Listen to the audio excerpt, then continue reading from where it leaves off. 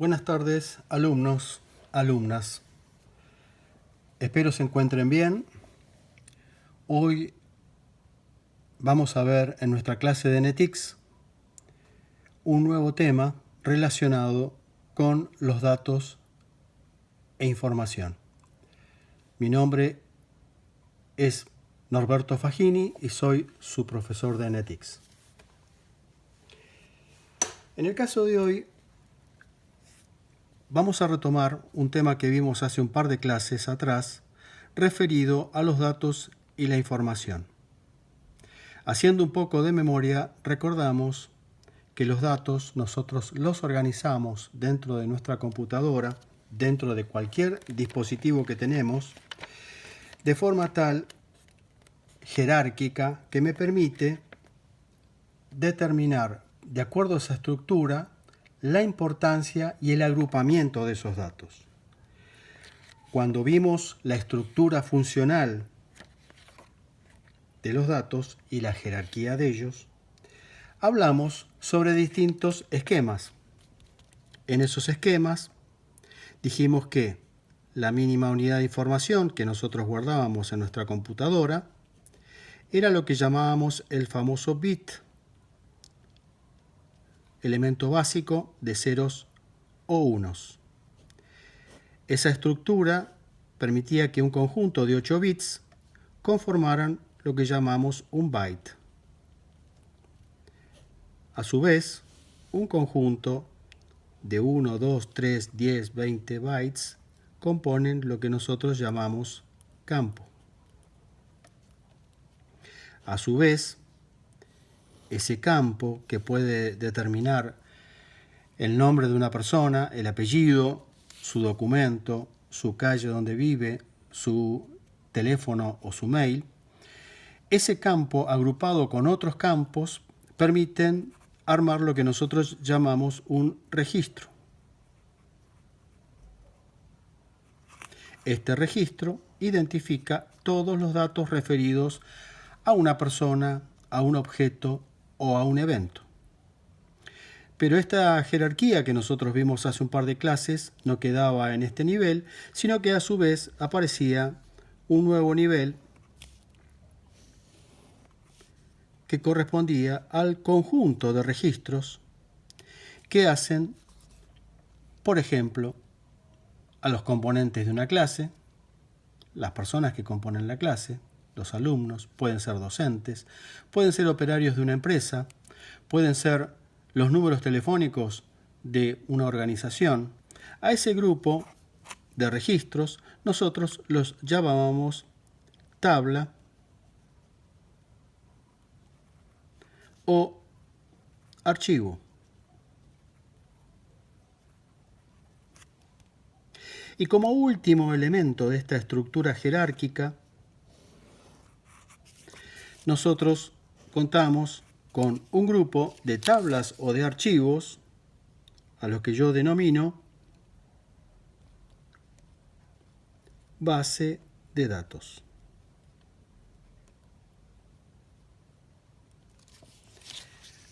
Muy bien. Esta es la jerarquía en la cual yo determino los datos que quiero tener. Pero estos datos, cuando yo los introduzco dentro de una computadora, supongamos que yo tengo mi almacenamiento, que puede ser un disco rígido,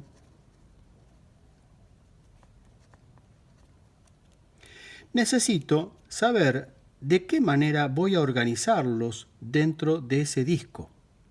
Necesito saber, a su vez, cómo voy a mover esos datos a esa información. Y por último, necesito saber cómo voy a acceder a esos datos y a esa información. Esta clase nos va a llevar justamente a analizar estas cuestiones referidas al ingreso o al egreso de los datos y también a los posibles movimientos de datos o sus propios accesos dentro de nuestro almacenamiento principal.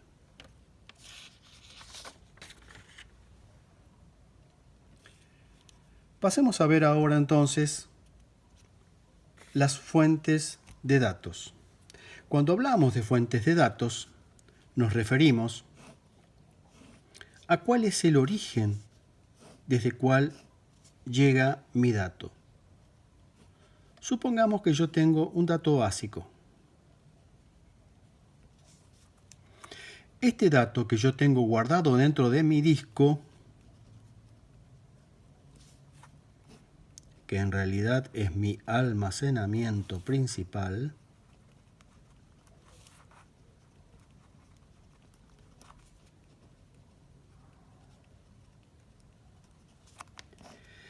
puede tener básicamente dos fuentes de datos.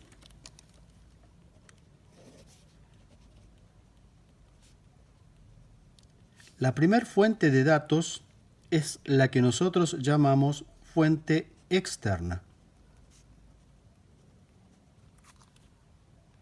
¿A qué me refiero a la fuente externa? Aquellos datos que yo traigo a mi computadora desde el exterior. Puede ser que yo esté ingresando los datos desde un teclado. Estoy digitando cada una de las letras, números o caracteres especiales. Puede ser que yo esté ingresando datos de otra forma. Por ejemplo, con un lector de QR. Hoy el lector QR es muy utilizado para las compras virtuales que uno realiza, ya sea desde Internet o utilizando nuestro propio celular como lector de códigos QR. Puedo tener otras fuentes de distinto tipo. Puedo tener un escáner.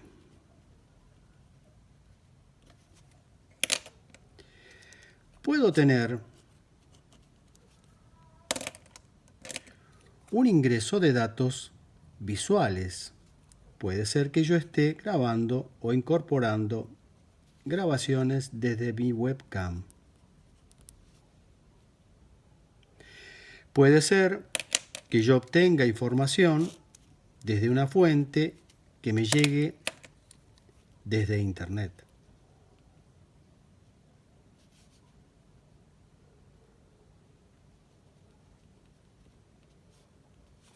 Todas estas fuentes son fuentes externas. Fuentes externas. Yo cargo mi dato desde el exterior de mi dispositivo. En este caso es mi almacenamiento principal. Por otro lado, yo puedo tener que mi fuente no sea externa, sino sea interna. ¿A qué me refiero en este caso? Supongamos que este dato es el resultado de sumar el contenido de otros dos campos. Puede que yo decida realizar, en este caso, una suma de valores que yo contenga en dos campos determinados. La suma de esos dos valores la voy a dejar guardada en mi fuente de datos que estoy observando en estos momentos. En este caso, la fuente es una fuente interna. La marco con verde para que sea más fácil identificarlo. Es decir, que las fuentes internas suelen ser, por lo general, resultados de operaciones matemáticas, cualquiera que ustedes quieran, entre dos o más componentes que yo ya tengo cargados dentro de mi dispositivo de almacenamiento principal. Pasemos ahora a ver cómo accedemos a los datos. En el caso que vimos recién, el dato yo lo tengo ubicado en un lugar físico, pero necesito saber cómo accedo a esa información desde la lectura, desde la modificación que yo quiera realizar con el mismo, o para poder extraer los datos que yo tengo guardados en esa computadora. Las formas de acceso de datos son tres. La primera de ellas se llama acceso secuencial.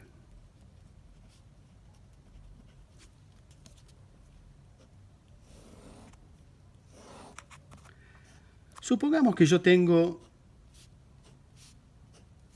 dentro de mi disco de almacenamiento principal, supongamos que tengo los datos de los empleados de una empresa. Empleado 1, empleado 2, empleado 3 y así sucesivamente. Puedo tener 1 a n empleados. En el acceso secuencial, si yo tuviese que acceder al empleado número 5, siempre arranco por el primer empleado. Es decir, el acceso a mi archivo de empleados, recordemos, este es un registro, este es otro registro, este es otro registro, este es otro registro. Un conjunto de registros conforman un archivo. Lo voy a poner aquí abajo para que quede más claro. Bueno, para poder acceder al empleado número 5, necesito leer cada uno de los empleados anteriores. Lo que estoy marcando en verde es el acceso de lectura que va haciendo mi procesador hasta llegar al empleado número 5, que es al cual quiero acceder. Este proceso es un proceso muy simple, pero es un proceso que puede llevar mucho tiempo. Las antiguas cintas que se utilizaban para guardar información, almacenar archivos, incluso aquellos que tienen en su casa alguna cinta de audio tipo cassette, podrán ver que si yo quiero escuchar en un cassette el tema musical que es el número 10, necesito recorrer toda la cinta hasta que accedo al tema que yo quiero, que es el número 10. En el caso de un archivo, cuando yo lo tengo dentro de una computadora, el acceso secuencial implica tener que leer todos los registros anteriores hasta el cual yo quiero llegar. Si yo tengo un archivo de pocos registros, 10, 20, 50 registros, esto no trae ningún inconveniente respecto del tiempo.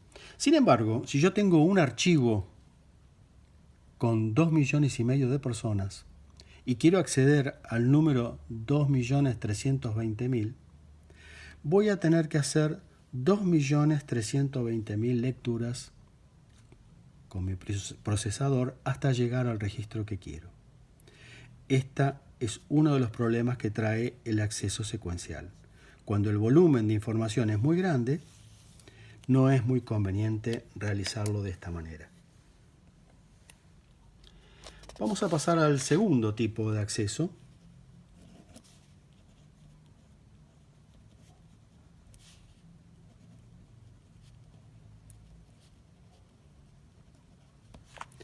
Este segundo tipo de acceso se llama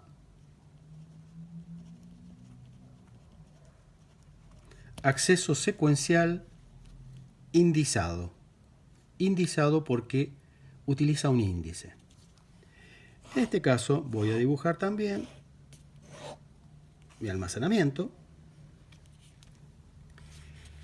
Y los datos que yo guardo en mi almacenamiento, en mi disco, están divididos en dos partes. En un pequeño archivo llamado índice o tabla, y en un archivo más voluminoso donde están los datos propiamente dicho.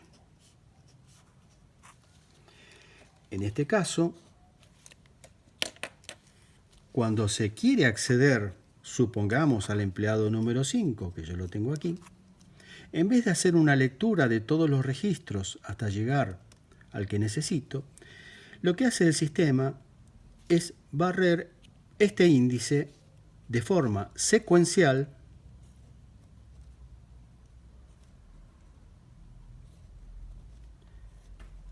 hasta que llega al elemento que busco,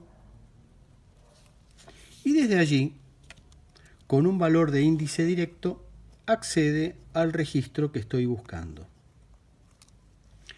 Este tipo de acceso es el acceso que se utiliza en cualquier disco rígido, disco duro, cualquier disco que yo tenga como almacenamiento principal en nuestros dispositivos. Si bien es una combinación de secuencial e indizado, acá estoy haciendo un secuencial y acá estoy haciendo con índice. Al ser un archivo muy pequeño el índice, esta lectura es mucho más rápida porque lo que se guarda aquí es solamente las claves y las direcciones a las cuales tiene que llevar. Las claves, ¿cuáles son? Una clave puede ser un número de documento, puede ser el apellido y nombre de las personas, puede ser el número de un socio de un club, puede ser un número asociado a una empresa de seguridad, de una empresa de servicios públicos, puede ser el número de un cliente de un banco. Ese índice, como lo repetía hace un ratito, es muy pequeño y cuando accedo directamente al dato lo hago de forma directa. Este acceso es más rápido que el acceso secuencial que vimos hace unos instantes. Y finalmente, el tercer tipo de acceso a los datos que yo tengo es el que se denomina acceso aleatorio. Este tipo de acceso no se realiza en el almacenamiento como en los otros dos casos,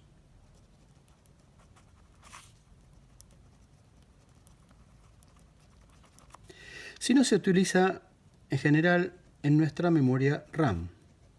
Recordamos que la memoria RAM es la memoria a corto plazo y el almacenamiento principal es el almacenamiento a largo plazo. Este siempre tarda un poquito más de venir para nuestro trabajo. Sin embargo, la memoria RAM es la memoria a corto plazo, es aquella memoria en la cual yo guardo las cosas con las que la computadora está trabajando en cada momento. Cada vez que el procesador está haciendo una acción, lo está haciendo sobre esta memoria RAM. ¿Cómo se accede a los datos en esta memoria RAM? Supongamos que yo tengo los datos de los registros, como en el caso anterior, pero aquí ya no existe un acceso secuencial, no existe un índice, sino que existe un algoritmo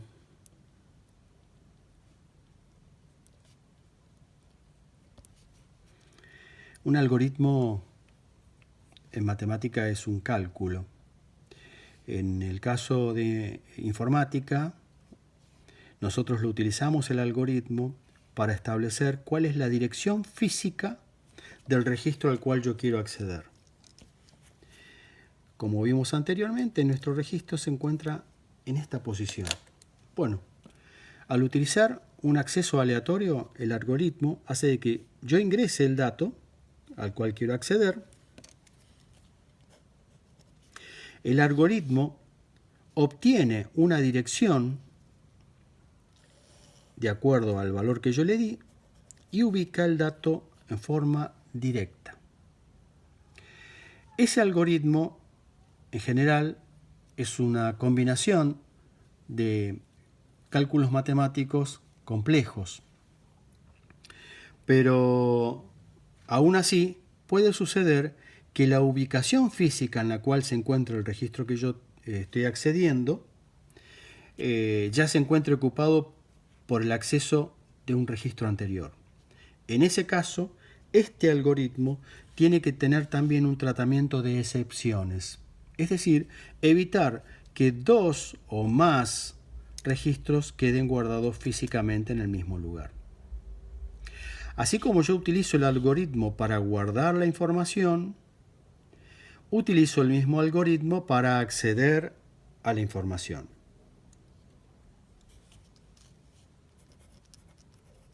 Mi acceso, en este caso, es directo. Es decir, que este acceso es el más rápido de los tres que acabamos de ver. Resumiendo, para la clase de hoy, lo que vimos sobre los datos y la información se refiere a las fuentes de datos, es decir, desde dónde viene la información que yo tengo en una computadora. Pueden ser internas, cuando yo hago cálculos dentro de mi computadora, dentro de mi almacenamiento principal, o pueden ser externas, cuando yo ingreso datos desde cualquier dispositivo periférico externo.